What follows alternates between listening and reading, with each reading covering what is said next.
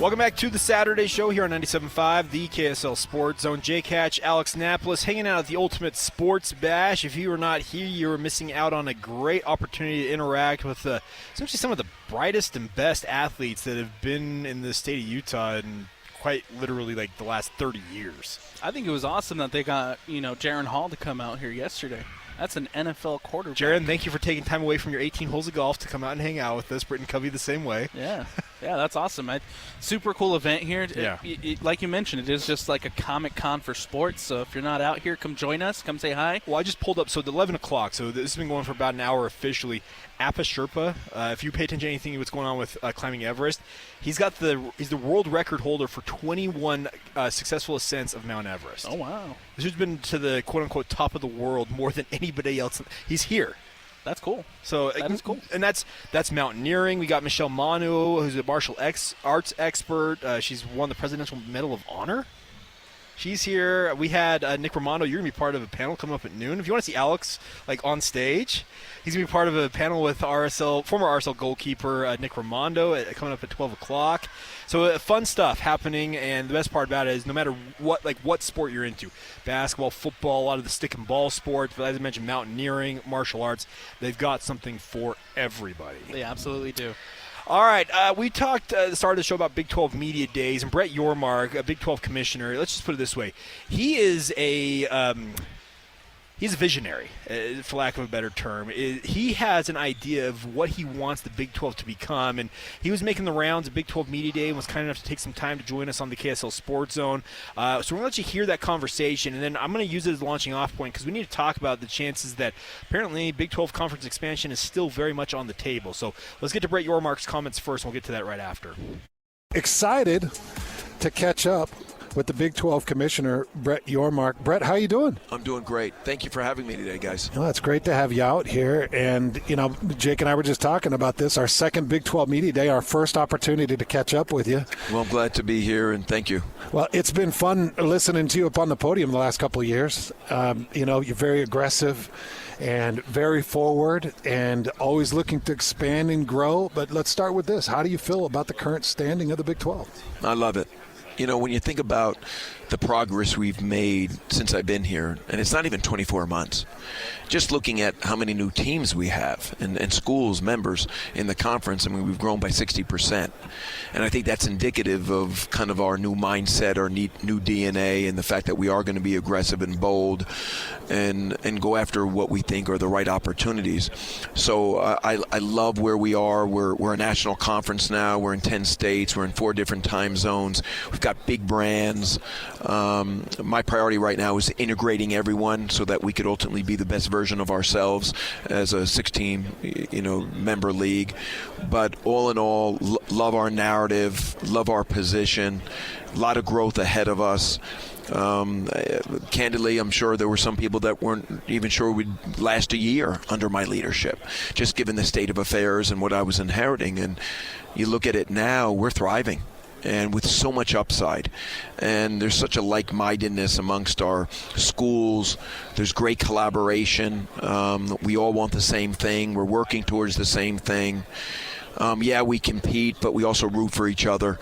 So it's a great time to be part of the Big 12, and I think we have a chance to do something pretty special here. Is it important to have football success right out of the gate with the new league to establish, where you guys are with this new? Is it important that good teams emerge on the field? 100%. I think, listen, we can continue to build our brand, but what will truly help us when it comes to relevance and drive relevance is being competitive in all the right sports. And football is at the core of what we do, not just at our conference, but every conference. So winning there, performing at a high level, knowing that every year you've got a couple of schools that are truly in the national conversation, I think that's going to be critically important for us. That doesn't mean we don't want to be great at basketball, because we are, and we've gotten stronger in basketball and we've gotten stronger in Olympic sports. But I think football does drive relevance, and I think in order to continue to go down the path we want to, we're going to want to perform at a high level, and I think we're going to get there. Our schools are investing. I said it yesterday. I think we're the deepest conference in America. but you want a couple of outliers to kind of emerge and keep doing it year in and year out. And I think we'll get there. Brett Yormark, the commissioner of Big 12, sitting down with us. So, Brett, I'm really interested. When the Pac-12 was dissolving and you bellied up to the desk and you're like, okay, what's our interest here? What was the formula that you put together on who you were going to absorb and who you were going to bring into the Big 12? Like, what specifically were you looking at when you did take the four corner schools? Well, that process started well in advance of really determining what was going to happen with the Pac-12. Because I lived my life where you always got to be ready. And you got to be prepared for the unexpected. And you got to be prepared for the what if. And we went through a lot of scenario management. We really whiteboarded realignment, not knowing if anything was going to happen, but said if something happened, what would be scenario A, B, and or C? And scenario A happened to be the four corners, and what drove us there is the data. You know, big brands, great markets, excellence in performance, huge fan bases from coast to coast, et cetera, because there's no need to expand if it doesn't drive value, ultimately, for the conference. And we felt the four corners could truly drive value for us. And, the way it played out, I guess you could say we got a little lucky, but we were prepared. And I'm a firm believer in good process defines good results, and we had good process. Do you have a military background? Because you got a military mindset. Like I know back in the 90s you started with TV sales, but you kind of got a military mindset. Well, I don't know. That's the first time someone said that to me. I did go to Army boot camp, believe it or not, when I was at NASCAR. Okay. I experienced that. The Armed Forces are big supporters of NASCAR, and I had the opportunity to take some of my colleagues and I to boot camp, which was a great experience. But, listen, I've been around a little bit, different roles, and have had different responsibilities, and I'm a firm believer in process. And my colleagues now at the Big 12 understand preparation and being prepared for the moment. And we applied that same thinking to realignment, not knowing if it was going to happen or not. And when it did, we were able to move forward pretty quickly and capture the moment. Last thing from me, speaking of realignment, and this is more a broad question because I realize the Big 12 is going to continue to be aggressive, but do you think we're slowing down for a minute? Do you think people are catching their breath that we'll see kind of something stabilize for the next few years, or is it just moving? That's a great question. I don't have a crystal ball. It seems to have tempered a little bit. So many of the Power Four conferences are somewhat new. When you look at their additions, just this summer, the SEC brought in new schools, the Big Ten brought in new schools, the ACC brought in new schools, and certainly we did as well. And I think for all of us, we're really prioritizing being the best version of ourselves and integrating those schools in all the right way. I don't think any of us have a crystal ball on what might happen next, but I can assure you we as a Big 12 will be prepared, and we'll understand what that moment might look like and how we take best advantage of it. But I think for now, it has tempered a little bit, but who knows how long that lasts. Last thing for me, too. Where has the naming rights for the conference gone? You were talking about potentially putting advertising rights with naming rights and making money. I heard you talking about potentially putting badges on officials. Yes. I think you set up at the podium. Yep. Something I want to push forward. I'm working with the NCAA, working with some of my commissioner colleagues on that. I love what the NBA did with Emirates. It was a big value creator for them. I certainly think something that we should be pursuing. Listen, I spend time at NASCAR. I'm not looking to overly commercialize collegiate athletics, but I do think there are some real value opportunities that should be created where we can continue to invest in all the right places. Patches on officials' uniforms is one. I do think naming rights is something that is important. We are exploring it. I've been pretty open about it. There's no time horizon, but certainly something I'm engaged with pretty seriously right now. And, it's all about finding the right partner. Someone that brings the economic value for sure, but also brings a lot more than than that. How can they elevate and amplify our conference? How can they truly drive our national appeal? How can they support student athletes? I mean, there's a lot that goes into it. It's just not putting a name, on the conference and taking a check. So it requires a lot of thoughtfulness and work, and I've done it before. I was at NASCAR when we went from Winston Cup to Nextel Cup. I went from Continental Airlines Arena to Izod Center when I was in Jersey. I did the Barclays Center deal.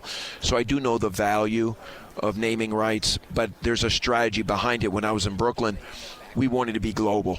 We were in a global market in Brooklyn. I mean, there's 93 different languages spoken in the borough, so we felt a global name on that building made sense, and we found Barclays. They were located in London. So there's always a strategy, at least from my vantage point, that you got to adhere to as you're thinking about a naming rights, and brands matter. That alignment's going to be critically important. So it's not something that's going to happen overnight, but I'm fully engaged. We'll see where it takes us. But with this House settlement, that money's so important, isn't it? Listen, 100%. I mean, we've got to drive revenue here, and I think, candidly, the schools and conferences haven't been very aggressive about driving their business and driving revenue, and I think and they've all relied on the TV deal to do so. And I think now there's other ways you can drive revenue that can complement, the multimedia rights deal, and we're certainly going to be a leader in that space and figure out opportunities that make sense for not only our conference but our members. Well, it's got to be exciting for you to see the kind of the turnout for Utah media. Yes, love it. We've got you covered. We're here yes, for you do. Yeah, thank you so much, guys. It's a pleasure. Thank you, Commissioner. We thank appreciate you. it. And Appreciate it. Great job on what you've done. Appreciate it. There you go. Brett Yormark, Big 12 Commissioner. Now, that last little stanza, he talked about other conferences not being as aggressive in pursuing revenue. He's right about that. He has pushed the envelope on it. That's the reason why the Big 12 is going to rebrand itself the All-State Conference or the All-State 12 or whatever they're going to go with, even though they have 16 teams. Get rid of the numbers. That's just my personal opinion on the matter. But he's trying to find any and all ways to generate revenue and bring money to his member schools, which essentially is the mandate of this commissioner. Look what the commissioners of the NFL and the NBA and any other major sports league out there are there for. They're there to, first off, take the arrows for the owners, and then also to generate revenue. Roger Goodell is the best at it. That's why the NFL is top dog. They are generating incredible revenues. We just saw this week that the NBA is going to get $76 billion in their next media rights deal. He's doing exactly what he's supposed to be doing, and that may include some conference expansion if you believe some of the reports out there. There's been a lot of talk about continuing to add to the Big 12, but I do want to point out that he did make a specific comment during this Big 12 Media Days where he said that, that's not the focus right now and things have kind of settled. Sure. Kind of settled down, but I don't know if I believe that 100%, well, okay. Right? Here's the thing. Ross Dellinger, and Ross is as connected as anybody is in the national media when it comes to college football. When he goes on, I think it was a Kansas State show, I'm John Kurtz, and says that, hey, they're looking at the ACC, they're eyeing the ACC to pick off, and obviously the quick attention went to Clemson and Florida State because, they're currently suing their own league to get themselves out. If Brett Yormark can circumvent the Big Ten and the SEC and go pick off the quote-unquote power brands of the ACC and bring them into the Big 12, and essentially, yeah, you killed off the Pac-12, you kill off the ACC in many respects in that, but you bolster the Big 12, you're doing exactly what you're supposed to do as a commissioner. I know that there are people, there's a collegiality that's being lost about college sports. Folks, the collegiality went out the window years and years and years ago. It's all about dollar figures. It's all about money. It's all about having a national perception. And if he can go get Clemson, Florida State, Miami, these power brands in the league, Duke, whoever he has his eye on, if he can run around the SEC and the Big Ten, while they may be like, we do it, but if he can go just snag them right now, that establishes them as it maybe goes from being the quote-unquote Big Two to truly a Big Three. Well, another thing that, Yormark said during this Big 12 Media Days was that he wants to be the number one conference in the country. Okay. And I think in order to get there, you have to beat the SEC and you have to beat the Big Ten to getting those powerhouses, to getting the Clemsons, to getting the Florida States, to getting, the Miamis or whatnot out of the ACC and bringing them into your conference. And I think that's where it starts. And so obviously it's gonna come down to the money. It's gonna come down to the TV, who has more eyes on the TV deals, and so maybe things might have calmed down for this season, but I think in the future we're still gonna see a lot of realignment going on. It feels that way. Now, I think that Brett Yormark is kind of reading the tea leaves out there, and he thinks it's going to happen in the relatively near future. He's essentially, in my mind, trying to circumvent all of that and say, okay, y'all think you're being slick. Watch me do this. Because, remember, this time last year, there were all those people out there. There's no way the Pac-12 is going away. They're bloviating over in the Big 12. What happens? It blows up. Bye-bye. So I'm not going to count him out of anything at this point. Yes, you may think he's a mover and a shaker. You may think he's a whatever you think of him. He's proven so far he gets results. And that there's something to be said for that fact alone. The fact that he's gotten those results and the fact that he continues to have these ambition plans, I think, we haven't seen the end of it. I think Yormark has some moves up his sleeves, and it's going to be interesting to see kind of what happens to this Big 12 over the course of the next 5-10 years, right? What expansion are we going to see? What TV deals are we going to see? And I think, like I said, that's kind of the key. If you do want to beat out the SEC, if you do want to beat out the Big 10, it's going to come down to that. It will. There's no doubt about that. All right, we will come back on the other side. We'll get into 5 minutes of talk about some other topics we have not had a chance to touch on quite yet in today's show. Once again, we are live today here at the Ultimate Sports Bash at the Mountain America Expo Center. I was just talking with John Woodbury. We had him on Monday with DJ and PK, and he's one of the lead, essentially, founders of this event. He's been working on this thing for 8 years, by the way. Like, he had this idea for 8 years, and finally he's executing it. So we have this basketball clinic happening in front of us here, Alex. Yes, he's explaining to me that the basketball clinic, they're having obviously the on-court work, but they also have it's a multifaceted approach. They're also having a mental coaching part of it, and then also an artistic part of it. You can see that Sports Bash mural way down there.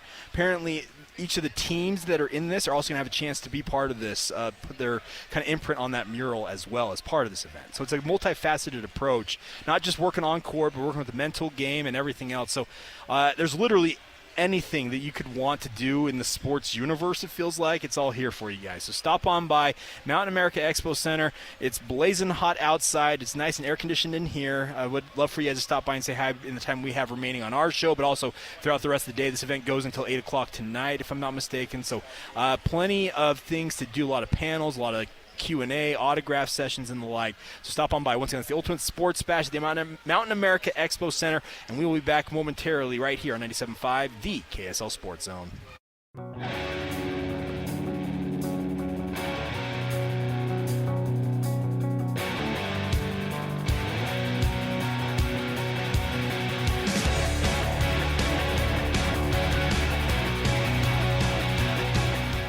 Welcome back to the Saturday show here on 97.5, the KSL Sports Zone, live on location today at the Ultimate Sports Bash. We'd love for you guys to stop on by and chat with us. We got a lot of different things going on with the event, so it's always a fun time to be out here. Some of the best and brightest when it comes in the sports world. We got an Olympic medal coming out here all of a sudden right in front of us. This is awesome. Cool. So, yeah, we got a lot of things going on. So if you guys want to stop on by and be a part of it, we'd love nothing more than for you guys to come on and say hi and have a blast. All right, so let's get into 5 minutes of here. And speaking of the Olympic medals, let's talk about the Paris Games upcoming. Now, looking forward to it. I'm a guy, I like the Olympics. I know there's other people that the Olympics are not their thing. I find them highly enjoyable. There are events that I watch more than others. Like, I admit I don't watch rhythmic gymnastics all that much, but I do watch plenty of track and field. Obviously the sprints, all that stuff. But then the basketball tournament. Now that the NBA players, ever since that Dream Team in '94, were able to bring NBA players into the mix, the Olympic men's basketball tournament is like can't miss television. My concern, Alex, and why I bring that up is that Kawhi Leonard opted out.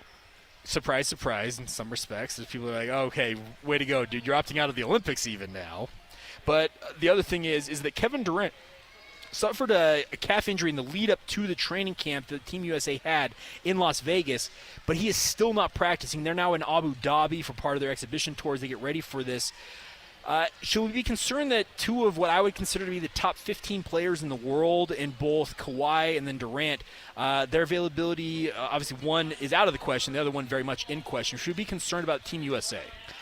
I don't think so. I mean, look, let's be honest. Like, there are other basketball countries that have gotten a lot better over the course of the last couple of years. Sure. And I think we've seen Team USA kind of dominate that Olympic basketball space in the past, but I do think the competition has gotten better, but I still do think that even with Kawhi not in the mix, even with Durant not in the mix, this is a U.S. basketball team that has a lot of star talent, has a lot of really, really good talent.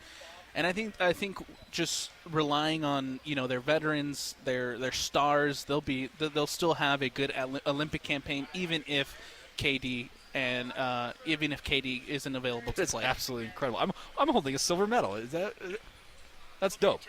Okay, very cool. You want to see that? Yeah. That's awesome. So yeah. Oh wow.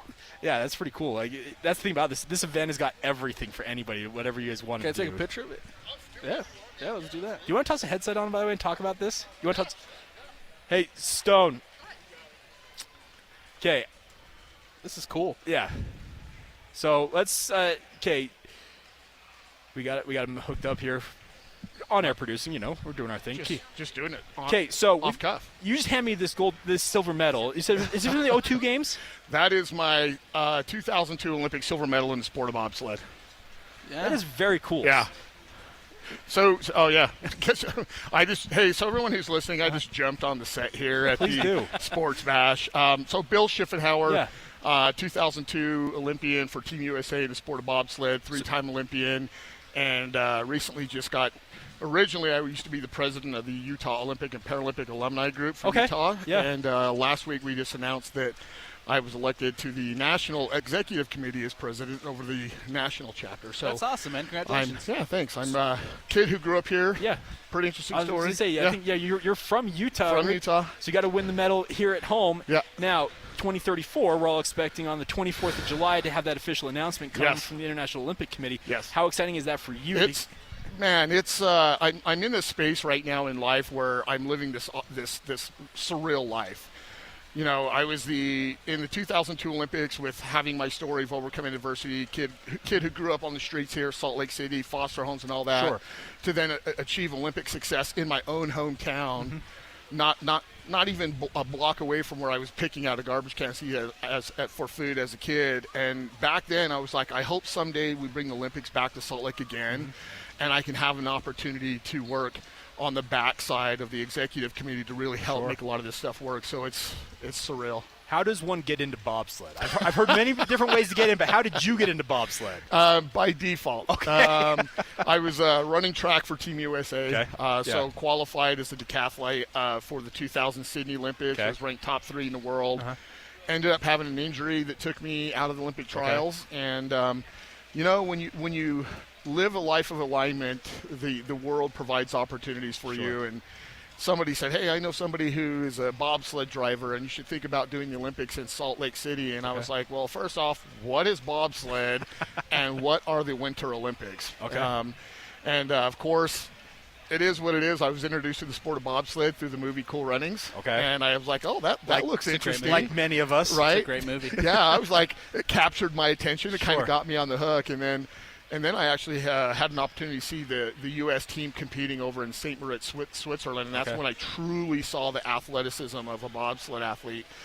And we had a year and 3 months before the Olympics in Salt Lake City, and the team and I just got together and said, why not us? What if we could create this story, this kid who grew up on the streets of Salt Lake City, turned his life around against all odds, and then made the Olympics in his own hometown?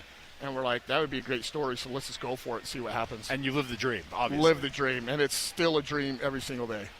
So now, looking at the 2034 games, what is your involvement with this executive committee? What all will you be doing in the lead-up to that? Yeah, so there's a lot more to come. A lot of my time right now is spent. I'm a partner in 13 companies. A lot of in the tech space. In fact, I'm in the middle of doing our first technology merger, big global event. So the hope is one of our technology companies will also play a role in providing the software to manage everything. So my partner and I created the very first in the world operational software for stadiums. Okay. And we just launched that. So that'll be part of it. And then obviously being on the National Executive Committee, what we have to clarify also is the Salt Lake Organizing Committee is very different from the Olympic Committee. Yeah. So it's just about partnering with the Salt Lake Organizing Committee and acting as an extension for whatever we can do to help support them in whatever they're trying to do and what they're trying to accomplish. So even for the 24th, right, I'm trying to wrangle all the Olympic and Paralympic athletes to come down and take part and be on the float. Yeah. And then there's another event that's going to take place up at Utah Olympic Park later on that day. So just trying to get more fans and people out there. And then, I'm just playing the role of a servant, and I'm happy to do that. So. Okay. Last thing for me, I'll let you. A lot of people talk about the venues here in Salt Lake City having been kept up, obviously, and there was the thought that it was almost a turnkey thing. Once they decided to come back to Salt Lake City, be ready to go.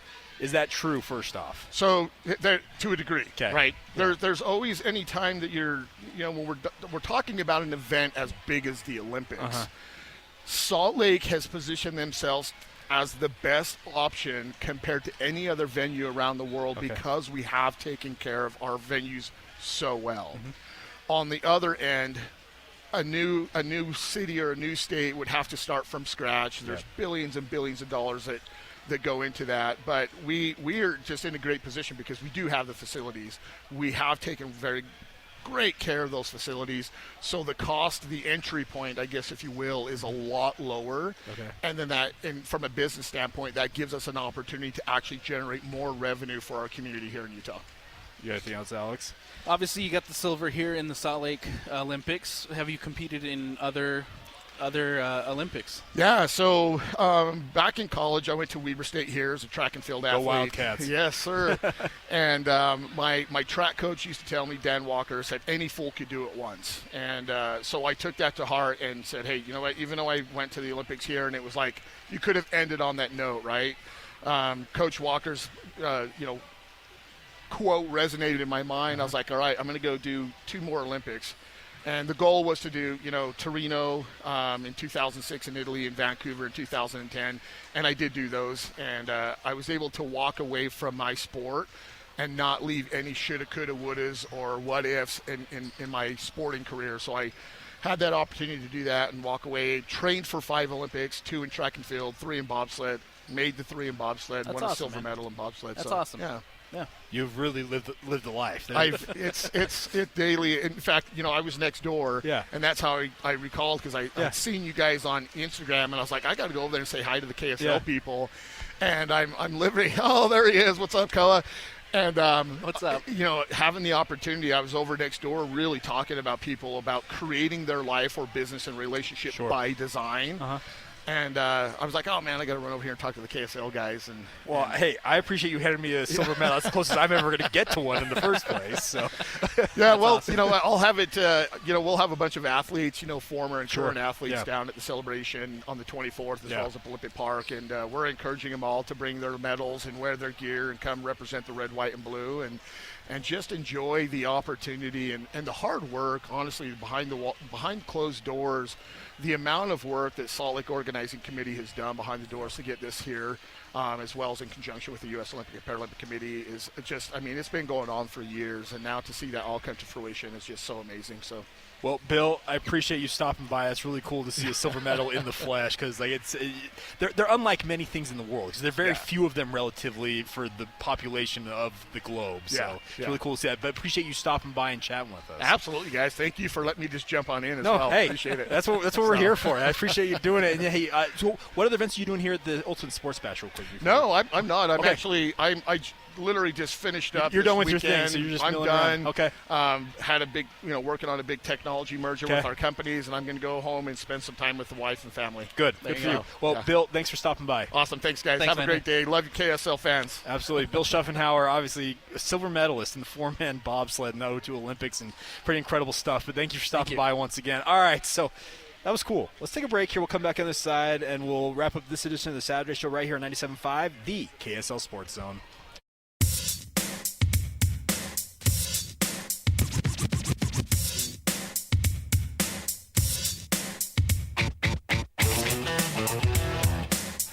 Welcome back to the Saturday show here on 97.5 DKSL Sports Zone. Just had Bill Schuffenhauer on.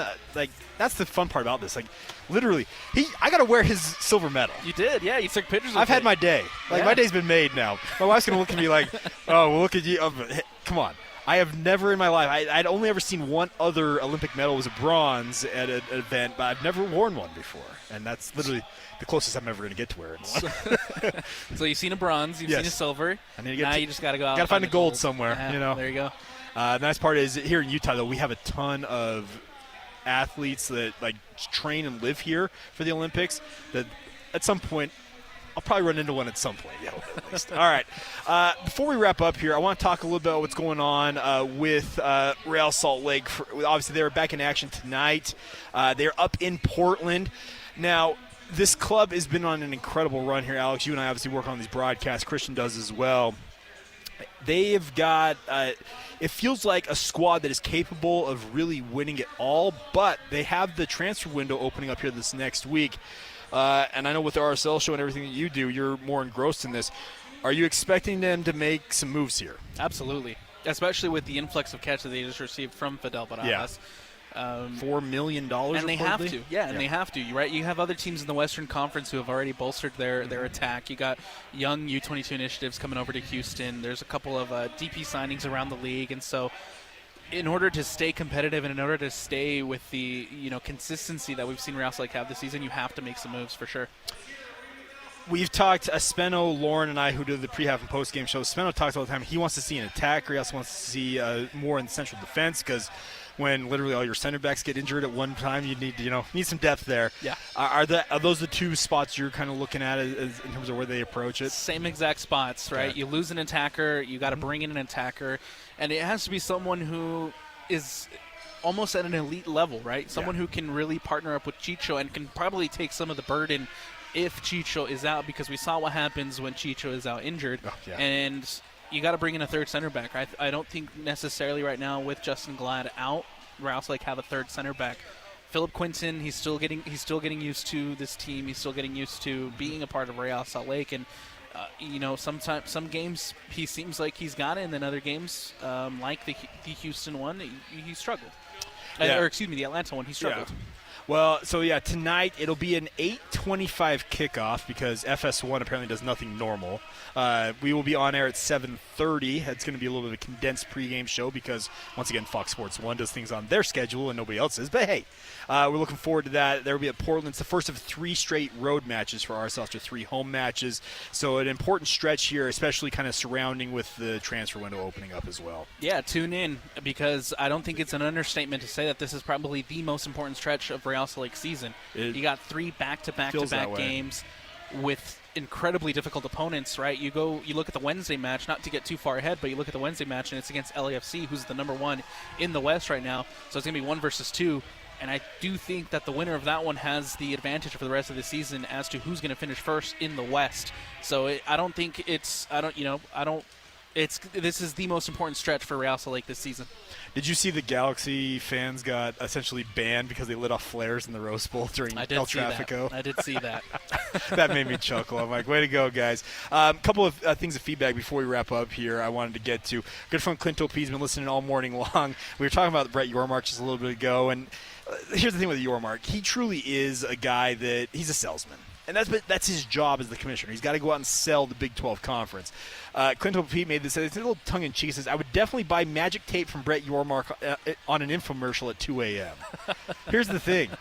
He is proving that he can sell ice to Eskimos, to use that expression. He is absolutely incredible at what he does. Because I remember vividly, this time last year, we had so many people saying there's no way that the Pac-12 is going to fall apart. There's no way that this league is going to go the way of the earth. What did it do? And who tipped it? Well, Brett Yormark tipped it. And I put nothing past this guy at this point. He's a visionary, man. I like the way that he talks. I like the way that he presents himself. And he's very ambitious. And I think in the ever-changing world of the college football, you've got to have that ambition and that need to continue to grow, right? You look at the Pac-12, and I think at a moment the Pac-12 did become a little complacent. It wasn't growing. Well, and Yormark said it this week. He said, we had our plan, we executed, they did not. He's right about that. Yeah. I'm sure the Pac-12 had an idea what they wanted to do, but he was kind of on the front foot and got it all done. Whereas, the Pac-12, they were essentially playing. They were not the proactive group. They were the reactionary group. Absolutely, and I mean it came down to the TV deal, and we talked about it earlier. It's going to come down to that money, that cash, those TV deals of how you're going to continue to grow, and so it's going to be interesting to see what happens with Yormark at the helm of the Big 12. And so far, I mean, they're off to an incredible start. Yeah, there's no doubt about it. It's just that was kind of interesting. I would buy some magic tape from Brett Yormark. Well, here's the thing. Feels like you and everybody else, Clint O'Peter, are out there with it. And that's the crazy thing about this is that it just feels like everything is possible with him because he's proven so far that what he wants to make happen, he has ways to get it done. And there's good and bad with that, obviously. But in the case if you're Utah and BYU, you want him bolstering this conference because guess what? That entrenches you as these two teams we have locally.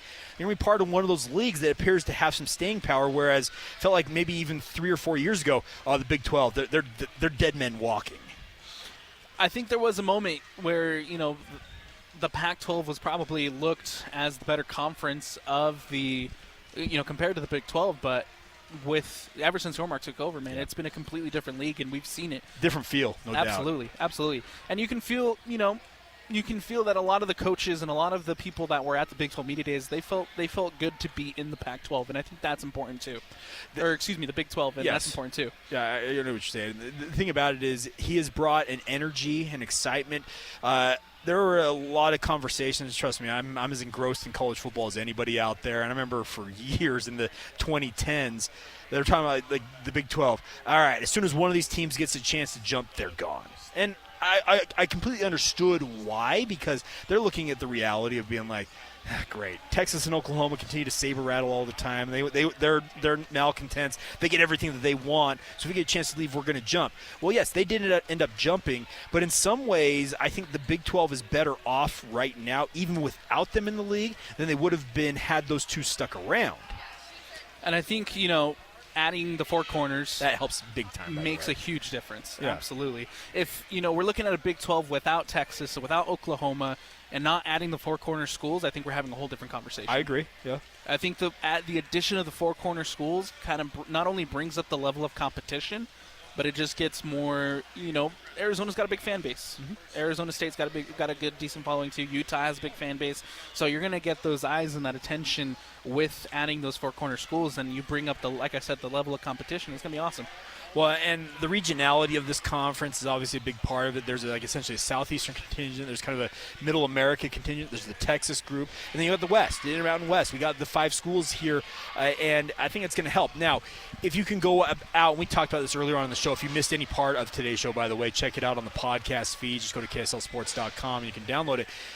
The point that I think was being made is that you look at it and it has a really nice feel to the league right now, but if you can go and bolster that even further by picking off some of those power brands from the ACC. I actually had a person reach out to me yesterday and say, Jake, what about Pitt? Think about Pitt, the backyard brawl with West Virginia. They could pair with Cincinnati, kind of bring that, I know it's not northeast, but kind of mid-Atlantic feel. There is opportunities here for the league to get even better, it feels like. You know who I feel like is the most happiest with where the Big 12 is going right now? Who's that? Deion Sanders. Why is that? Like his press conference at the podium, man. Yeah. Here's the thing. Prime, he's appointment viewing, appointment conversation. Like it feels like when he gets in front of a mic, everybody's like, stop, turn. All right, what's he got to say? Because he did it. If you talk to people who were at Big 12 Media Day, literally the entire operation kind of slowed down and ground to a halt while Deion was talking. It kind of shows you the power and the pull that he just individually has, and he's bringing that to Colorado. Now, it all matters if Colorado's going to win. We'll see what happens with that, but win or not, there will be eyes. Well, he has proven that he can draw eyeballs. 4-8 Exactly. team. Like most 4-8 teams would not get the attention that Colorado's gotten with Prime at the helm. You're right about that. So, one of those crazy things. All right, Alex, anything else before we wrap up here? No, I mean, hey, if you're looking for something to do here on a Saturday, come out. The basketball clinic's still going on. We got kids looking like. We got Tyler Haas right here, by the way, BYU basketball legend, talking with a good friend Mitch Harper. So absolutely. So come out, come see the stars, bring the kids, bring the family, enjoy this this Comic-Con of sports here at the Ultimate Sports Bash. And if you're here, go over and watch Alex on the next panel here coming up momentarily. Super fun to be here, man, and it's awesome to kind of see this come together. Yeah, so it's the Ultimate Sports Bash going on through this evening at the Mountain America Expo Center. Anything you want sports-wise. If you're a stick and ball sports fan, if you like the non-alternative, like you like mountaineering, they got anything you want. They got answers for you guys. They got panels, autograph sessions, Q&A sessions, all that for you guys. Feel free to stop on by. All right, that's going to do it for us. We will be back next week with the Saturday show. Obviously, plenty of coverage in the week to come here on the KSL Sports Zone as well. So until then, have a great rest of your Saturday. This has been the Saturday show right here on 97.5. Oh, big thank you to Christian, by the way, for producing for us. Thanks, Christian. And we will catch you guys again soon right here on 97.5, the KSL Sports Zone. Welcome back, welcome back, welcome back. Welcome back. Yeah, man, how you doing? You good? I know you like that. I know you like that. How long you been back, man? I see the girls in the club, they getting wild for me.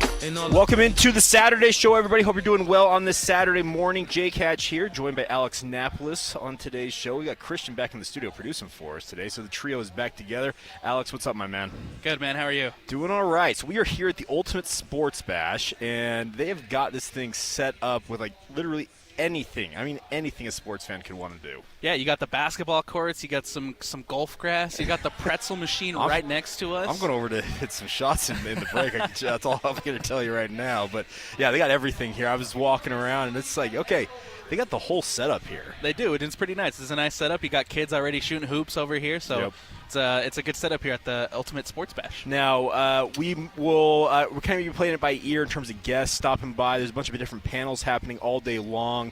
I don't know how many people saw yesterday or heard yesterday on the show, but they had, like, Greg Ostertag, Brian Russell, I think Jaron Hall, Britton Covey all stopped by.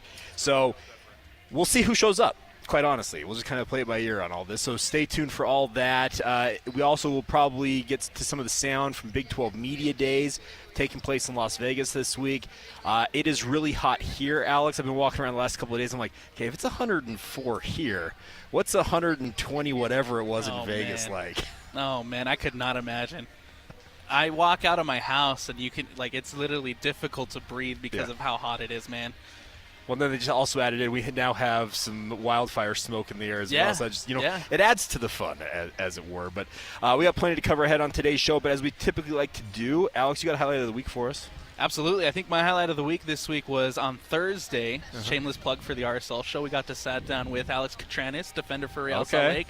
We got to interview him a little bit, and he's a super cool dude. So that's probably my highlight of the week. Okay, he seems to be a pretty...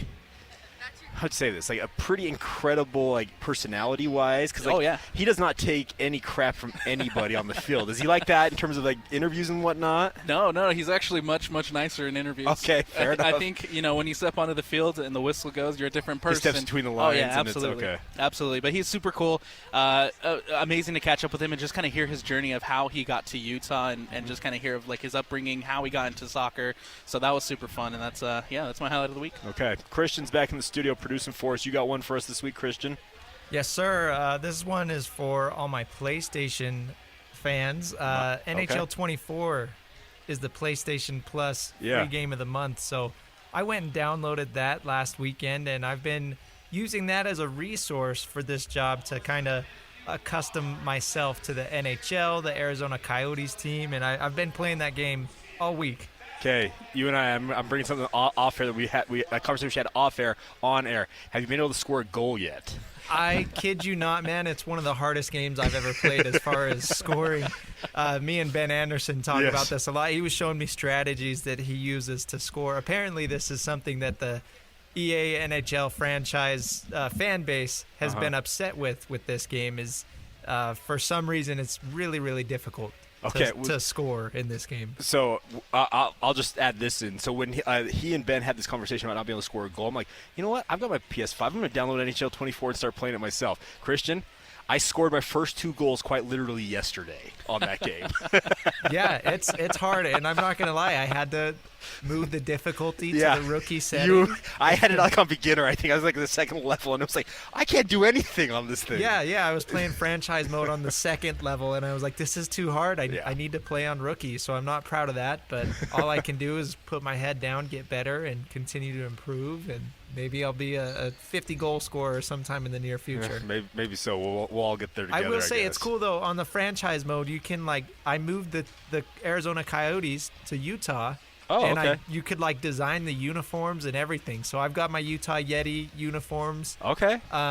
With the blue, the black, the white. You have to get through a full season once you make the transition. Uh-huh. So I'm playing one season as the Coyotes, then we're gonna move to Utah, be the Utah Yetis. I'm so excited. So essentially, you're reliving last year, for lack of a better yeah. Okay. Exactly. Yeah, very cool. I like that. All right. So, by the way, also on the PS5 front, Tuesday, everybody. EA Sports College Football 25 comes out. I paid a lot of money to have access to that game coming up on Tuesday. I'm so excited. I didn't pay for the early access. You didn't? I got to wait till Friday. Oh, well, come over to my house. You can hang out with me, okay? I got to have somebody to play it with. There but you go. I've been waiting for that game. Here's the funny thing about that. That's the highlight of my week, even though it's coming in the coming week. Last time that game came out, NCAA 14, I had not met my now wife. I hadn't had any of my 3 kids yet. It show you how long it's been between those that franchise being sunsetted and then rebooted here. I was 13 years old when that came out. Okay, you make me feel old, dude. All right, so let's get into it. I want to talk about Big 12 Media Days right out of the chute here. Now, 2 full days of coverage down there in Las Vegas, 16 teams. We had a lot of coaches, a lot of administrators, a lot of players on the zone with us, and even more than the people we had, there were even more just kind of milling around Allegiant Stadium down there in Las Vegas. So I want to start with the 30,000-foot view here on this, Alex, and get your thoughts. Having listened to Big 12 Media Days, being a part of it, obviously we were producing a lot of that. What is your feeling on the conference as a whole going into this year?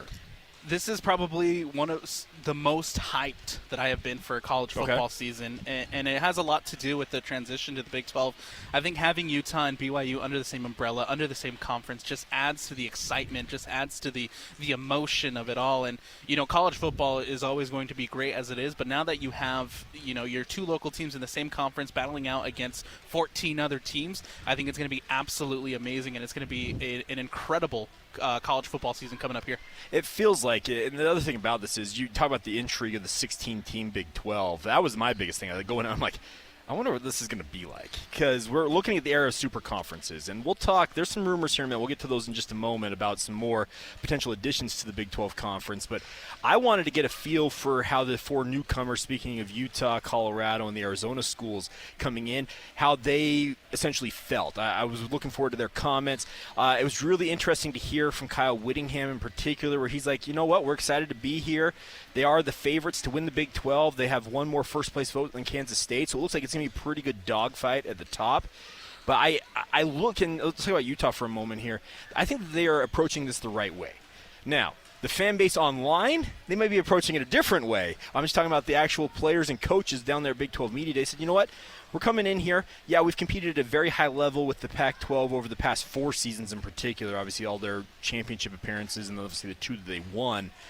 I look at it, I think that they understand that, yeah, they've got a target on their back, even though they're one of the newcomers to this conference, but they're really up for the challenge at the same time. They are. They absolutely are. And I think, being voted number 1 in those Big 12 preseason media poll, I think really did just enhance that target on their back. I think there was already a little bit of a target, but I think for teams like Oklahoma State, for teams like Kansas State, who were successful in the Big 12 and have had a good time in the Big 12, for them to see the new team coming in, I think that definitely just enhanced that target that Utah has on their back at the moment.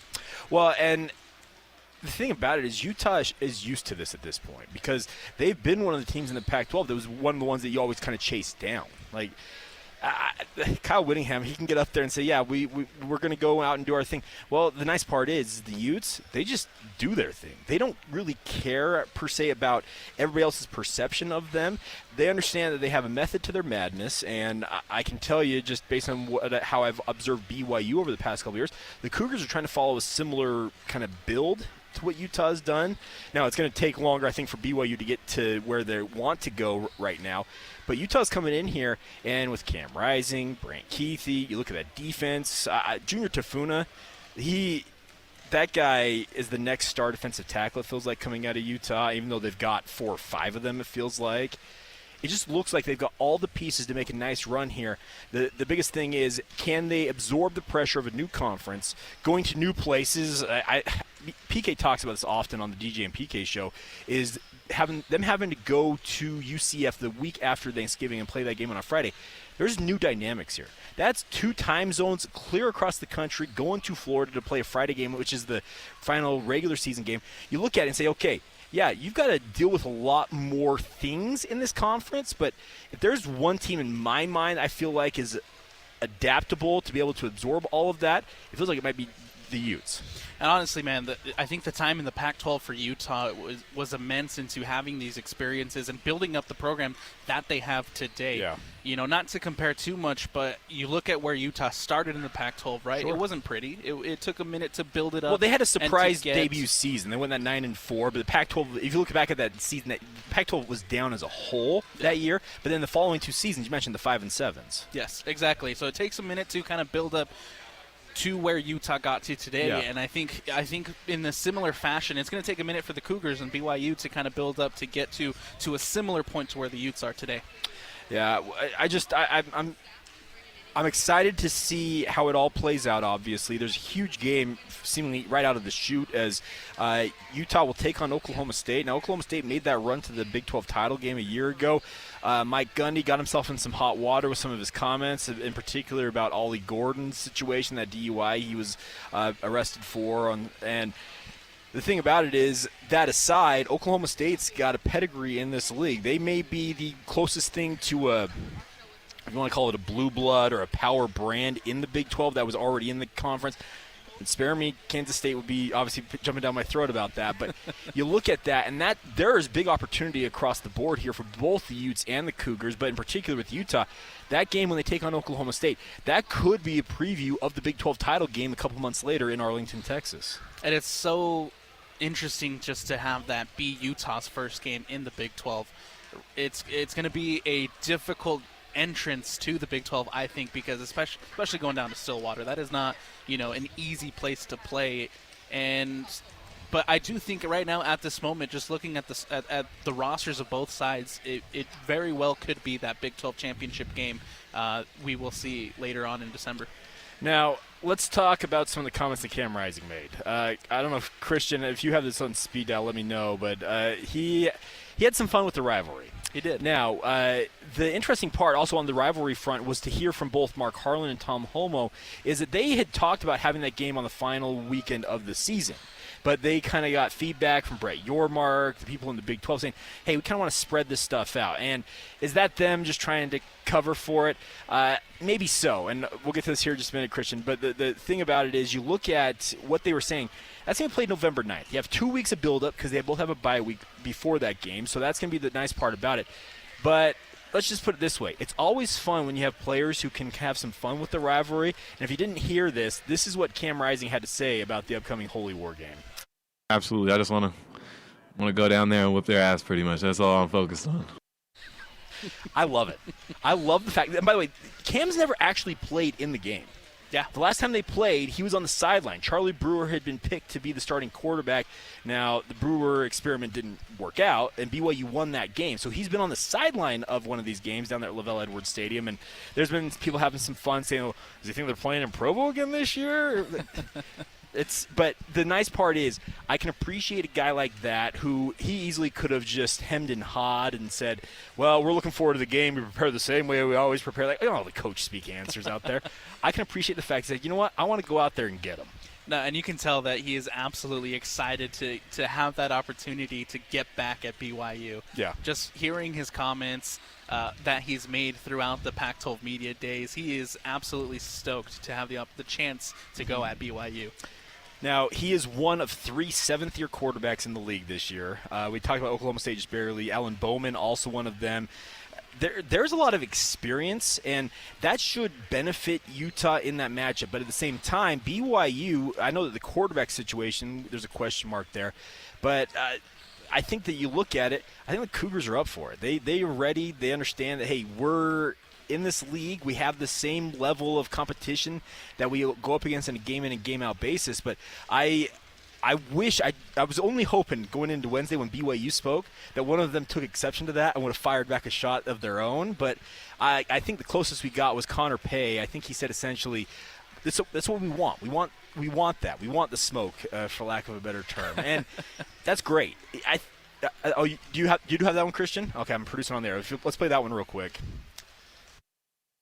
Wouldn't want it any other way, man. Like, if you should feel that way going into every college football game. If you don't feel that way, you're not a real competitor. Like, and so, like, I think a lot of people view those as, like, inflammatory. And it's like, dude, like, you really think we don't go into every game wanting to kick the crap out of the other team? Like, that's the mentality you should have. And so we feel the same way. So we're looking forward to that game. We're glad they're in our conference now. So. I love Connor. He's been a regular on my podcast throughout the last season. He's a guy who speaks his mind pretty frankly as well, but he's right. Here's the thing. Going into those games, you'll hear coaches say, well, we approach every game the same. And no. Sorry. Rivalry games are just a little bit different. And this rivalry in particular, I don't have a problem saying it. It's the best rivalry in the Big 12 right now. I don't think you can approach this game the same you approach every other game because of that rivalry, the history. Now it's in the same conference. Yes. Now you got Cam Rising, over here taking shots at BYU, and so that is a game that you cannot approach the same. And I love that they have that bye week right before, because we're just going to get 2 weeks of absolute buildup for this clash of the Holy War, and I think it's going to be amazing just to have this as a conference game, to have this rivalry back in the Big 12. It's going to be fantastic. And I do agree with Brett Yormark's comments where he mentioned that this rivalry was probably the biggest rivalry in the Big 12 at the moment. It's got to be. Here's the thing. The Territorial Cup's cool with Arizona and Arizona State. Farmageddon's got an incredible name. We got Iowa State and Kansas State going head-to-head. You've got the battle for the Sunflower State between the Kansas schools. You have, and by the way, another great name, the Revivalry between TCU and Baylor. That is an incredible rivalry name. They call it the Revivalry. But honestly, do any of those have the same level of, like, just vitriol that exists in this one? I don't think so. It doesn't feel like it. It really doesn't. I think the Holy War, compared to the other rivalries in the Big 12, I think it's just on a different level. Yeah. And that makes it elite. It makes it fun.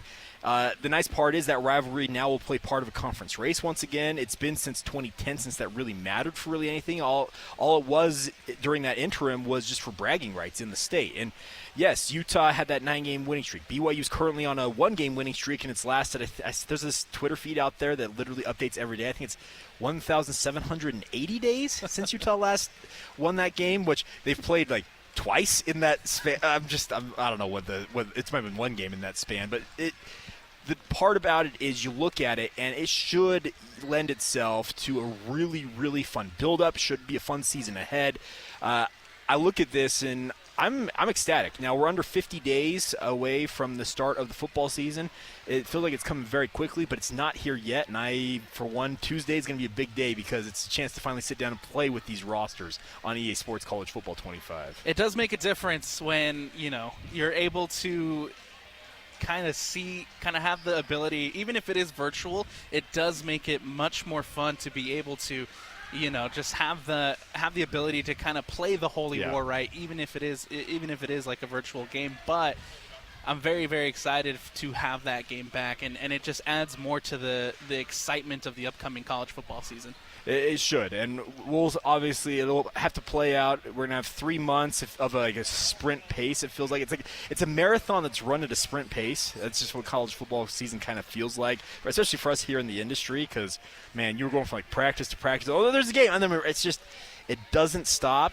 But at the same time, it's just a really, really fun time of year. It's the shortest regular season of any major sport that we cover, but it feels like it carries a lot of weight, and that should lend itself to a pretty fun season ahead. All right, we will come back on the other side. I want to talk a little bit about what's going on both in hockey and with the NBA. So Utah Jazz Summer League, they finished the Salt Lake City Summer League portion of their schedule. They're opening play in the Las Vegas Summer League tonight.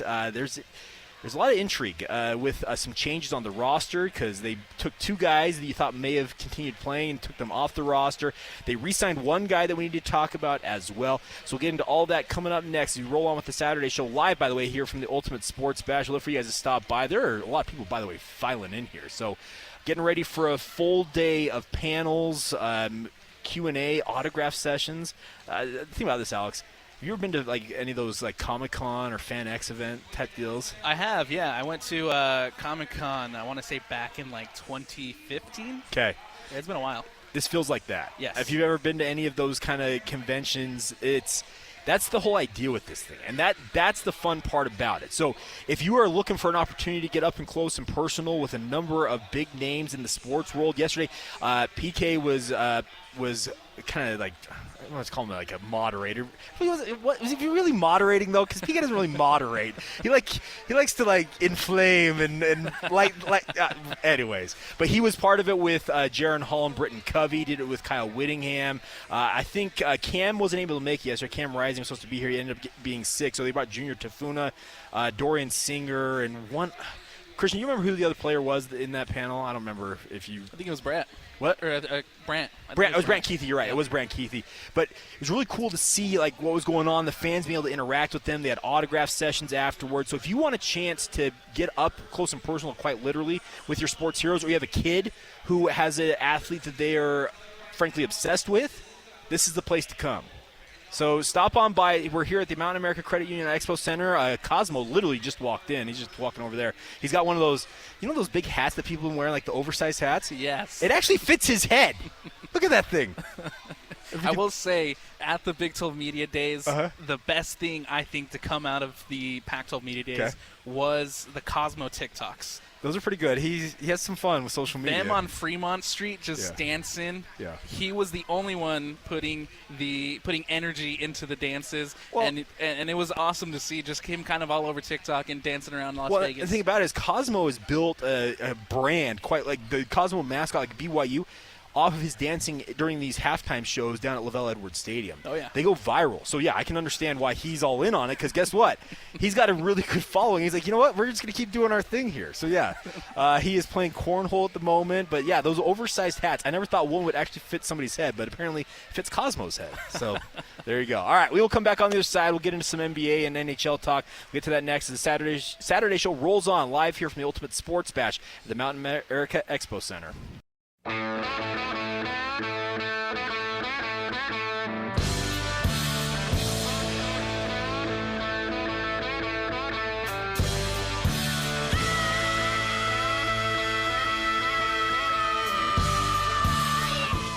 Welcome back to the Saturday Show here on 97.5, the KSL Sports Zone. Jake Hatch, Alex Napoles hanging out at the Ultimate Sports Bash here in Sandy.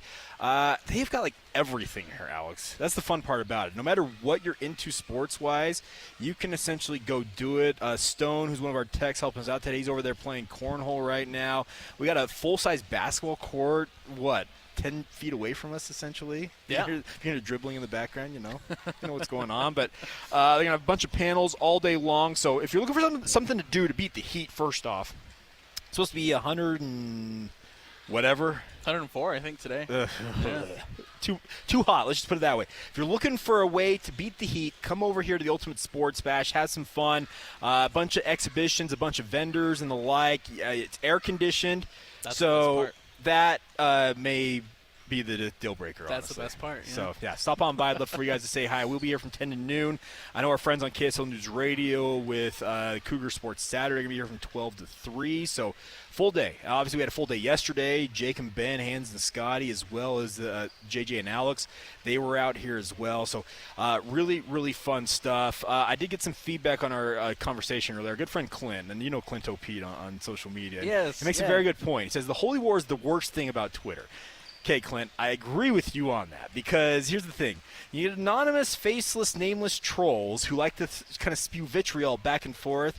Yeah, it does kind of ruin the experience. So I will agree with you that the Holy War on Twitter, it's not very much fun. The actual game itself, I'm here for all of it. Exactly. I think, and we've seen it a lot, right? We've seen it a lot over the course of the last month is the people online. They're getting into it. They're getting into it. Yeah. Well, and the thing about it is, it feels like it's a zero-sum game with a lot of them. Like, they're right, nobody else can ever be right. So it's like, okay, here we go. So, anyways, having a good time today. Like I said, a number of panels will be happening throughout the day. So if you want to stop on by, I'd love for you guys to do just that. All right, let's talk about the NBA. Let's start a conversation about the Jazz here. Now, the NBA Summer League obviously is playing out right now. And does it feel like I'm going to get Christian's thought on this as well, but you as well, Alex. Does it feel like Bronny James might be the centerpiece of Summer League, even though he is, I think it was 5 points on 23% shooting right now on average? He is the big talk right now for all the national media coverage. Why? Why? Everybody's got eyes on. Well, because he's Bronny. I don't care. Look at Zachary Richichet, who's the number 1 overall pick. Look at the Utah Jazz, 3 rookies of their. I get that the national media is enthralled with the James family and everything, but Christian, what's your thought on this before I kind of dive into here? I'd say no, because he's performing how we all expected, right? Okay. Like, it would be one thing if everybody was expecting Bronny to come in and dominate. Sure, yeah. And then he was performing the way he is. Then that would be more of a storyline, but I feel like he's performing the way that we knew he would. And so it's no surprise, and we've got other rookies that have been really, really fun to watch, like Reed Shepherd last night. Oh, yeah. With the Rockets. He had a really, really great game. So, again, yeah, I think people are liking to talk about how Bronny is not succeeding because of all the hype and stuff, but I wouldn't necessarily say it's the biggest storyline just because, again, it's pretty much what we expected. Well, here's the thing about it is, and I was on with Ben last week helping fill in while Jake was out on vacation. We were talking about Bronny, and it feels like to me that opening night of the NBA season coming up in October, Bronny's going to be called up to the Los Angeles Lakers regular season roster for that night for one reason and one reason only. They're going to let LeBron James make history by being the first father-son duo to play together in a regular season NBA game. He may play that entire week with the Lakers, but then very quote-unquote quietly, I'm using air quotes when I say that, he will be reassigned to the South Bay Lakers, and he will spend the majority of the rest of the season, it feels like, playing in the G League. Am I wrong in that assessment? No, I think you're right. And it feels like we're kind of trending that way just because of the performances that Bronny's having in Summer League. It's below average, if we're being honest. It is, but I think you make a good point, Christian. He was it the 54th or 55th overall selection? Which 55th? And you're right that when you're the 55th selection in the NBA draft, you're not necessarily expected to be great per se. But I think the expectations were heightened because he is Bronny. His dad. Yes. LeBron James. Maybe the 1A to the 1B or 1B to the 1A of the greatest players in NBA history. I believe MJ is the greatest, but I grew up in the era of the 90s watching MJ do his thing. I watched him win all 6 titles. So for me, he is the best player in the world. I have no problem saying that if he's the 1A, LeBron James is the 1B. I know there's a younger generation. I have a younger brother who he believes that LeBron is the greatest of all time. I get all that. But to your point, when your last name is James and you're the eldest son of LeBron James, you're LeBron James Jr., quite literally is his formal given name, you're going to have outsized expectations even if you are the 55th overall selection. Yeah, absolutely. And we're seeing it happen right now with his performances in Summer League, right? Everybody was hyping it up as if he was going to be coming in and having an opportunity to be a starter with the Lakers, but then the reality is he had a subpar college season. Well, subpar is putting it kindly. That's putting it nicely. Yeah, there you go. Because it was not like, here's the thing. He averaged 4 points in limited time. The funny thing is the Utah Jazz now have the guy that a lot of people, in some people's minds, hoped that Bronny would be, and that is Isaiah Collier. But Isaiah Collier, he was the number 1 recruit in the high school recruiting ranks coming out. Now, there are some people saying, well, he was a top-tier talent, period, and the Jazz have him in Salt Lake City now, whereas Bronny's playing for the Lakers. The Lakers are going to garner more attention than the Utah Jazz. We all get that. We live here in Utah. We know how it goes with the national media. But from my seat watching it, it's like Bronny this, Bronny that for a guy who, once again, it's 5 points on 23% shooting. It's like, you're right, Alex. He's kind of doing what we expected, but he's still getting a major media focus, even though he's not performing at an elite level. And I do think, it just has to do with the last name. It does. I wish a guy like Isaiah Collier would get a little bit more coverage and a little bit more attention, because I've been fairly impressed with what I've seen from Collier in those summer league games with the Utah Jazz. Yeah, so Utah Jazz begin playing the Las Vegas Summer League tonight. Now, if you were hoping to see both either Keontae George or Walker Kessler, they will not be part of the Las Vegas Summer League roster. So if you missed them in Salt Lake City, get a Jazz Plus subscription and go back and watch those games, I guess, if you want to catch it that way. But they will not be participating in Las Vegas. But there's still a number of other names. Obviously, the 3 rookies the Jazz just brought in, Cody Williams, Isaiah Collier, and Kyle Filipowski will be on that team. Bryce Sensabaugh is still playing. I look at this, and this Las Vegas Summer League team, even without Keontae and Walker, still holds a lot of intrigue for me. I'll get your thought on this, Alex, because I'm looking at this as the kind of the next crop of talent. Which guys are going to make it? Which guys are going to be next part of the hopeful build for the Utah Jazz over the next couple of seasons? This is kind of the start of really seeing what they can do against fellow competition in the NBA ranks. Yeah, and you said it, right? This is the next crop of Utah Jazz players that we hope can live up to the potential and become regulars and good players for this Utah Jazz side. But, it is a little bit concerning when Keontae and Walker Kessler aren't on that roster, because I think in that loss that they did have in the Summer League, Salt Lake City Summer League, they weren't playing. They weren't playing, yeah. And it was a team that lacked experience, and I think a team that lacked leadership, and I think Keontae and Walker Kessler brought some good leadership to that group. Well, they did, and the thing about it is Keontae George last year, had he not got injured during the Summer League last year, he's probably going to be the Las Vegas Summer League MVP. He was lighting it up. And by the way, he's lighting it up again this year in the Salt Lake City Summer League. 30-plus points in both of his appearances. It was very clear. I felt like even in Game 1, I'm like, you know what? He's too good for this right now. Like, I don't mean like in a hoity-toity way. He's so far advanced from what he was a year ago, even when he was pretty good in the Summer League. It's like, you know what? He's showing what he needs to do. He's got the keys. He's got the potential to be a very important player for this Utah Jazz side. I think you just have to give him those opportunities. And I like that they still, allowed him to play in this year's Summer League, because anytime he can get on the court is valuable to any player. Yes. And so the fact that Keontae and even Kessler, who I think at times last season didn't really meet expectations for some of the Jazz fans, it's important to get them time on the court to just allow them to play and continue to grow. And I think we saw that a little bit this Summer League with Keontae and with Kessler. I would agree with you on that. And that is the biggest part of this, is now it's going to open opportunities for Cody Williams, going to open opportunities for Bryce Sensabaugh, going to let Isaiah Collier, who, by the way, I want your thought on this. Isaiah Collier, he looks just physically, he belongs. Absolutely. He had a swag to him. He had an aura to him on during those 3 games, saying that, hey, I can dish it out in this league. And so far, he's had a really strong start to the Summer League. He has, and I want to see now with Keontae essentially kind of moving aside, can Isaiah Collier kind of assert himself in this lineup? Can he kind of become that floor general? And I don't like using the term point guard anymore, because in the way the NBA is morphing right now, PK's got a good point. He talks about this all the time. You should be calling him like a lead guard, like the main guy kind of, but he's not necessarily the point guard, because he's not always running the offense. You also have off guards, but I'm looking to see what Collier can do now. I think he'll essentially be handed the reins and say, okay, let's see what you got. I think both him and Keontae have immense potential to kind of take the reins and be those 2 guards that the Utah Jazz can make a little nice combo with, because we've seen what Keontae can do, and like I said, I've really liked what I've seen from Collier so far in the Summer League. Yeah, it's an intriguing time. If you are in Las Vegas, you're going down there. Hydrate, because it is very hot. Yes.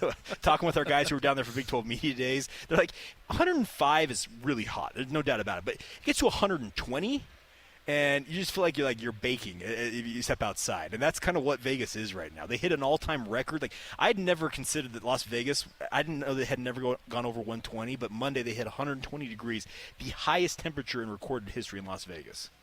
That was insane to consider. I would have, knowing Vegas, I'm like, they never touched anything higher than that, but it's hot. So it is. We feel it here. We feel it here. It's been a very, very hot week. It has. So it's going to be interesting to see how the Summer League plays out. Which players, I think, ultimately rise to the occasion.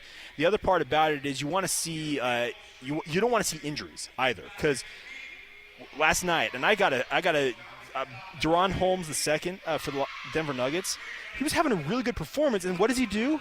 He ruptures his Achilles. gutted for him. Like, that is brutal because the one thing the Nuggets need is they need young talent to kind of keep them afloat right now as they try to keep chasing championships. And Deron Holmes looked the part. He looked like, okay, that's a nice guy that can play on the wing / in the front court. And he goes out, his very first summer league experience, ruptures his Achilles.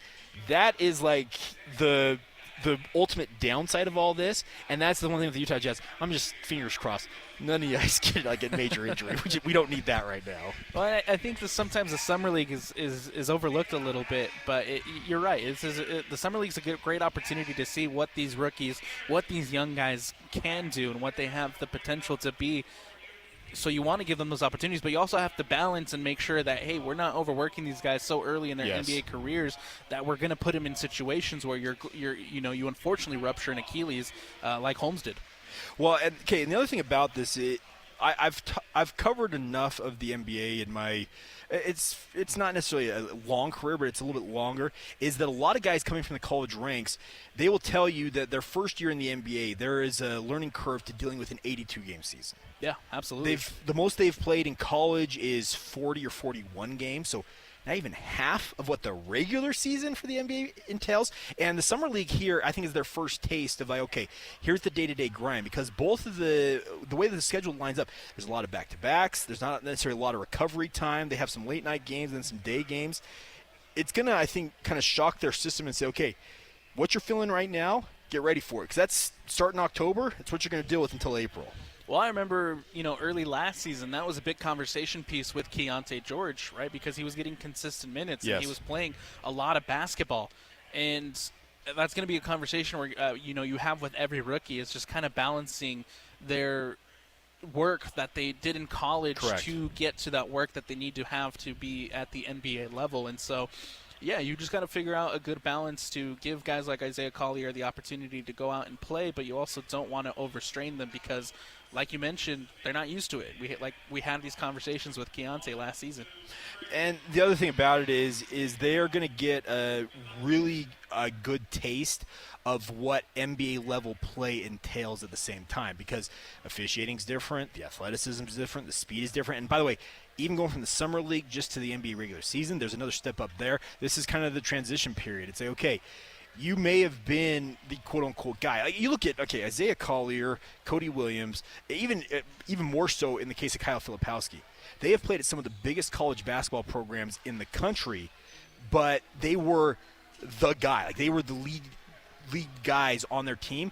Well, now in the NBA, athleticism, speed, the guys that match your level are all over the place in this league. Now, how do you differentiate yourself? Are you going to be able to essentially – the shooting's at a premium right now in the NBA world. Can those guys go out and prove it? What I've seen so far from Salt Lake City Summer League is that all three of these players the Jazz took all have different skill sets, but they are NBA-level skills. Cody Williams, his brother Jalen, I think is the archetype of what you want him to become. And if you can surpass that, great, because it sure feels like Jalen Williams is going to be a really good player for a long time in this league. You look at Isaiah Collier. He's got an NBA-ready body. Can his shooting come along? That's the biggest thing. His shooting numbers in college, not very good. But the Jazz brass, I think Justin Zanuck was chief among them, said that the mechanics, they're not worried about the mechanics. They just need to get him going once they get him going. And then is Kyle Filipowski, is he the next Kelly Olynyk, or can he be more than that? If he can do that, all three of them will have a long and fruitful career, both with the Utah Jazz or elsewhere in the NBA, no matter where they end up going. And I like and I dislike the Kelly Olynyk comparisons to Filipowski. But I do see it a little bit. Some of the skill sets I think are just a little bit different, right? And, I would agree with you on that. And I think out of all three rookies, I think Filipowski is the one that has a lot more to learn in order to be successful in this league. I think out of the three, he's. If we're ranking them, obviously I go Isaiah Collier first. Okay. I think he had the best summer league out of the three. Okay. I think Cody Williams so far, came second. Like you're talking about out of Salt Lake City Summer League. Yes, there you go. Okay. Isaiah Collier would be my number one. I think Cody's number two, and Filipowski would be my number three. Now, I would agree with you on the assessment coming out of the Summer League, but the funny thing about it is I'm going to go complete reverse of the most playable entering the NBA season right now. What I mean by that is because Filipowski, having done what he's done at Duke and his skill set, having a little more experience, I think he's the more ready-made to play in the NBA right now, whereas Cody Williams and Isaiah Collier, they still have things to work on. Cody Williams, he's got to put on weight. And everybody knew that coming in, by the way. It's no secret. He's 190 pounds. 6'8 frame. Like, you look at his frame, like, okay, he's going to pack on 20 to 30 pounds in time here, and he's going to become a really nice piece, but it needs to be given that time to do just that. I think that, yeah, I would agree with you. I think your assessment of like 1, 2, and 3 of who played the best in Summer League, I'd almost go in reverse order of most likely to play early in the NBA season, almost in complete reverse order. So you're going Collier I think last so. and as NBA ready. Here's the thing. The biggest thing is he's got an NBA-ready body and frame, and his court vision is incredible. But we all know this, in this day and age of the NBA, you got to be able to shoot. And Will Hardy cannot trust him to be on the court to essentially be able to step out and make a three.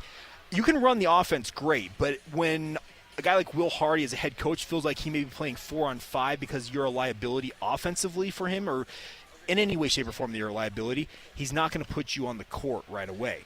That is why, in my mind, I kind of find I think you're right, once again, in saying that the 1, 2, and 3 comparison of the Salt Lake City Summer League is that. But, yeah, I would reverse the order of who's the most playable today in the NBA. Now, after the Summer League in Las Vegas, could they change my mind? Absolutely. Yeah. And I reserve that right to change my mind, but that's where I stand today on the matter. No, and that's a good assessment. I think overall, Kyle Filikowski has the most experience out of the three, obviously, and so I think that's a good assessment of having that reverse order and you know, him being the most kind of ready to be able to play at this level. Well, and the biggest thing for Filipowski is he has the ability to facilitate an offense. And the Kelly Olynyk comparison for him comes because of his ability to run things out of the high post. Everybody wants Nikola Jokic. Let's be honest. He's a 2-time MVP. Like, you look at what Nikola Jokic does, you can run your entire team through him. And, oh, by the way, he is one of the 10 best players in the world. Every team in the NBA wants that. Is Kyle Filipowski going to become that? I think that's a little bit way too early to make that comparison. But if he can facilitate the offense and allow the Utah Jazz to just have another piece to essentially run sets through, not have it always have to be a Keontae George or Isaiah Collier having to initiate the offense, or have Jordan Clarkson and Colin Sexton have to do everything. Having a guy who you can toss the ball into him in the high post, he uses his court vision, he sets up his teammates for success, that only makes that lineup that much better. And I think that's why I would think that a guy like Filipowski is more likely to play early on in his NBA career. And I think that's the most important thing about him is the court vision and the IQ to be able to facilitate. We've seen it with Duke. I just really hope that can translate to this level of basketball. Yeah, well, it'll be interesting because I look at everything the Utah Jazz have done in the last 2 drafts. I would have never guessed in a million years they would have picked 6 rookies in the past 2 drafts, because I thought they were going to wheel and deal and try and make a move to get somebody. And they said that they considered making moves, but obviously it takes 2 teams to come to an agreement on something like that. But every one of these guys, and I'm including the conversation with last year's rookie group, is that every one of them holds intrigue for me. The fact of the matter is, you need to have 1, maybe 2 of them really start to emerge this season and say, hey, I'm that guy. And I know we got to go to break here soon, but Jake, I want to get your thoughts on the Jazz turning down 2 first-round picks for Walker Kessler. Okay, first off, if they truly were offered 2 first-round picks, why didn't you do it? Because that's the thing I've got question marks. 1 first-round pick, and depending if there were stipulations on it, like protections, and also the same thing if it was 2. If they essentially said, okay, these are heavily protected first-round picks. If we don't convey them in the first year, they become okay. Maybe the parameters around it were why you backed away. But if there truly were 2 first-round picks on the table, I would have executed that trade. I love Walker. I think he's a really, really good piece. He is kind of the modern big man in many ways. He had a fantastic – you want to talk about a rookie season that was really, really good? Walker Kessler was that for the Utah Jazz. But if there truly was an offer for 2 first-round picks out there, I got to have some more background on what parameters were in said deal to have them walk away from that table. Because if I'm sitting in Justin Zanuck's seat or Danny Ainge's seat as the GM or the CEO of the Utah Jazz, if you gave me that offer, I'd be like, Walker, Thank you for your time. We'll see you next time you come through Utah. It was funny because I was having this conversation with Jeremy, the producer on the Zone, on the JJ and Alex show. I was having this conversation with him, and a couple days before that report came out, and I said, look, if they want to trade Walker, you're gonna have to dish out a couple first-round picks. I don't think the Jazz are going to let him go with a couple first-round picks.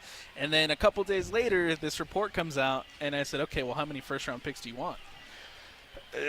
Apparently more than 2. I don't know. Here's the thing. Walker looks like a bona fide NBA rotation piece, but if you could have gotten 2 first-round picks for me out of it, I would have executed the deal. So the only thing I can think of is maybe that there weren't 2 on the table, or they essentially had parameters around them that caused the Jazz to say, you know what, it's not worth it. We value him more than that, because there's always that, okay, guys that can play now versus future assets. Because we all know, we talk all the time about the Jazz. They got draft picks from here to kingdom come, it feels like, for the next, 10 years. The war chest. So it's going to be interesting to see where things ultimately land.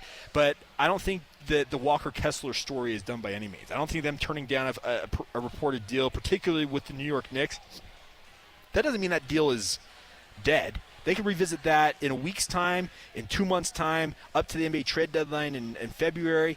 There will always be conversations, and let's just put it this way. Danny Ainge has the nickname Trader Danny for a reason. Absolutely. All right. We'll come back on the other side. We'll get into technical fouls. We'll talk about what's going on in the sports world. There's a little more stupid or dumb, it feels like, in some circumstances. People just being buffoons. And I got a good one, by the way, of a local place that we'll talk about coming up next, right here on the Saturday Show. If you're coming from the street with dirty shoes on your feet, that's a technical foul. If you switch the radio to some modern music show, that's a technical foul. If you touch the thermostat, you'll get hit with a bat, 'cause that's a technical foul. You will feel my wrath. That's a technical foul. Personal foul, 69, offense. He was giving them the business. A technical foul.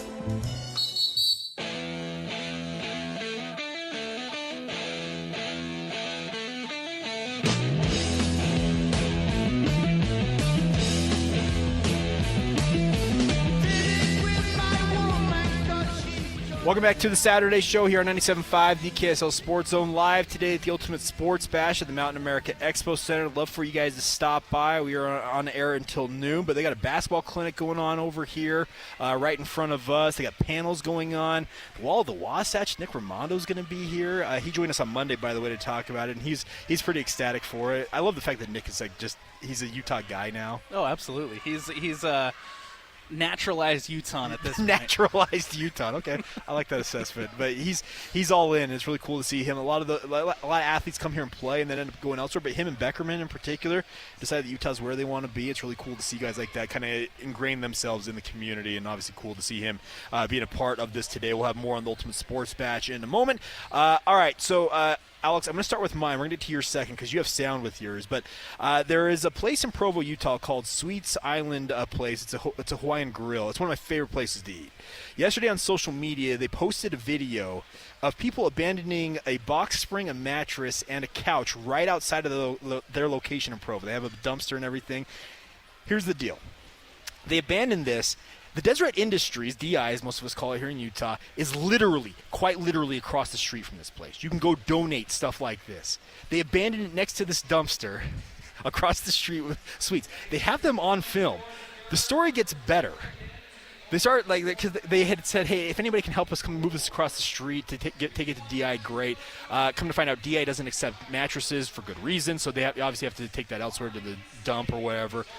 But they find out as they're going through the couch in particular, there's personally addressed mail in the couch. Oh, no. So they know who did this. Oh, no. So technical foul on you, Mr. Dylan Webb. Wherever you are, if you're going to abandon stuff, don't have personally identifiable information left in the stuff you're trying to abandon. So the lesson we're trying to teach here is if you're going to illegally dump your couch. Which, first off, don't do that. Let's be very clear. Don't do that. Just take it to DI. Take it to get rid of it in the proper way, first off. Make sure to check it. But if you're going to be a buffoon like this, don't leave your personally addressed mail stuffed in the cushions of said couch. That's awesome, man. So, technical foul right there. And by the way, the Crichton family who runs Sweets, ingrained in the Utah sports community, so big ups to them. I will be in to eat again soon because I eat there often. Anyways, beside the point. All right, we're going back to Big 12 Media Days for yours. So for me, I think it might be a low-hanging fruit, but I got to give it up. I got to give it to Mike Gundy. Well, he's an easy one because this. Just Christian, play. We'll talk about this after. Just play what he had to say.